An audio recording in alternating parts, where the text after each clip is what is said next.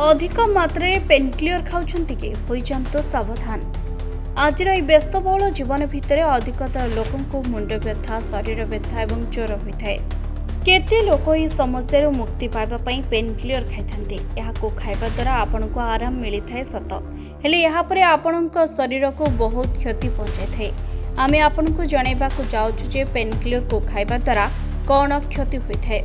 प्रथम जदि आपण को हृदय जनित समस्या थाए तेबे भूल पेनक्लियर व्यवहार करंतु नहीं। एक रिसर्च अनुसार इबुप्रोफेन पेनक्लियर को खाइबा द्वारा मृत्युर भय बढ़ी जाए। जदि हृदघात रोगी पेनक्लियर व्यवहार करुछंती तेबे एहाकु खाइबा द्वारा 59% मृत्युर भय बढ़ी जाए। द्वितीय अधिक मात्रा पेनक्लियर खाइबा द्वारा बहुत समस्या देखा देइथाए। यह द्वारा डिप्रेशन भय बढ़ी जाए।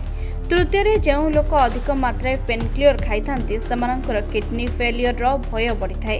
यह किडनी रे जेते समय रही थाए सेतिक समय रक्त संचालन को प्रभावित करिथाए, जहा द्वारा किडनी को क्षति पहुंची थाए।